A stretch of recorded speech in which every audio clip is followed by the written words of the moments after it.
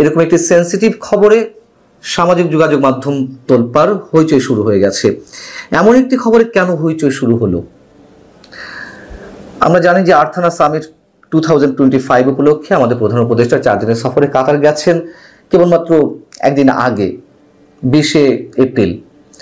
তো সকালেই 21 এপ্রিল সকালে কাতার থেকে প্রধান উপদেষ্টা প্রেস সচিব মিস্টার শফিকুল আলম জানালেন যে তিনি যা বলেছেন হুবহু আমি একটু বলছি।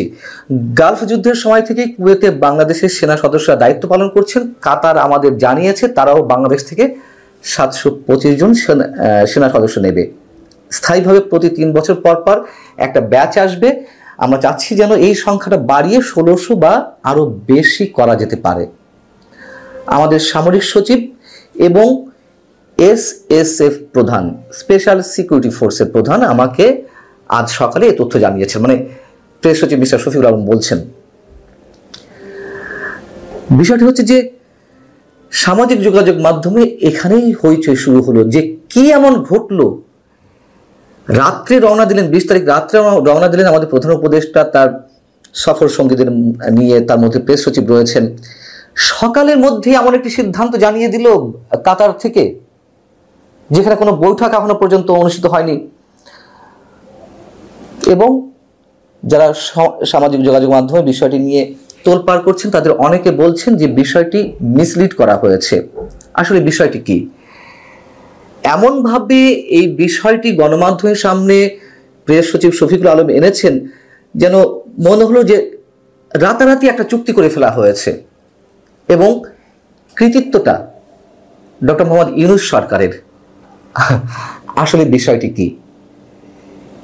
এমন একটি বিষয় তো খুব স্বাভাবিকভাবে দীর্ঘ প্রক্রিয়ার বিষয়। বিষয়টি হচ্ছে যে সরকারকে এখন ফ্যাসিস্ট বলা হচ্ছে, সেই আওয়ামী লীগ সরকারের সময় এই উদ্যোগটি নেওয়া হয়েছিল। বাংলাদেশের পক্ষ থেকে কাতারের কাছে আবেদন ছিল, যেহেতু কুয়েতে বাংলাদেশের সেনা সদস্যরা কৃতিত্বের সঙ্গে কাজ করছেন, তো কাতারেও তো অন্যান্য দেশ থেকে সেনা সদস্য আনা হচ্ছে, কেন বাংলাদেশ থেকে নয়? তখন 2022 সালের 6 জুন কাতারের সশস্ত্র বাহিনীর প্রধান লেফটেন্যান্ট জেনারেল সেলিম হামাদ তিনি বাংলাদেশে এলেন। বাংলাদেশে এসে তৎকালীন সেনাপ্রধান SM শফিউদ্দিন আহমেদের সঙ্গে বৈঠক করলেন। বাংলাদেশে আবেদনের পরিপ্রেক্ষিতে তিনি রেসপন্স করলেন এবং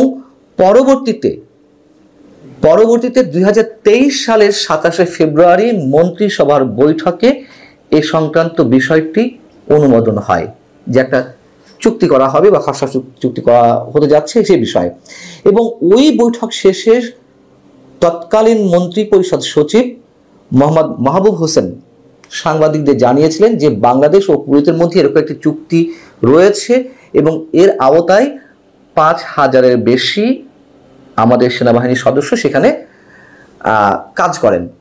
বাংলাদেশ এবং কুয়েতের কথা বলছে। তো একইভাবে কাতারের সঙ্গে আজকেও একটি চুক্তির সই অনুমোদন দেওয়া হয়েছে, যার আওতায় 1129 জন সশস্ত্র বাহিনীর সদস্য সেখানে লিওনে অথবা ডেপুটেশনে কাজ করতে যাবেন।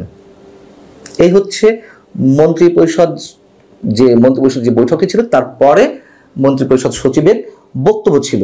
পরবর্তীতে কি হলো? পরবর্তীতে 2023 অর্থাৎ ওই বছরই 7 মার্চ আমাদের আজকের যিনি সেনাপ্রধান জেনারেল ওয়াকারুজ্জামান, তখন সশস্ত্র বাহিনীর প্রিন্সিপাল স্টাফ অফিসার ছিলেন, তিনি কাতারে গিয়ে ওই দিন চুক্তি সম্পাদন করলেন। এবং ওই চুক্তিতে বলা ছিল যে আপাতত 1129টি নিয়োগপত্র দেওয়া হয়েছে। এটি একটি ওপেন চুক্তি, যে কারণে পরবর্তী সময়ে বাংলাদেশ আর্মড ফোর্সেস যে কোনো সংখ্যক সদস্য নিয়োগ করতে পারবে। আপাতত নিয়োগকৃতদের মধ্যে অফিসারের সংখ্যা কম, সৈনিকের সংখ্যা বেশি।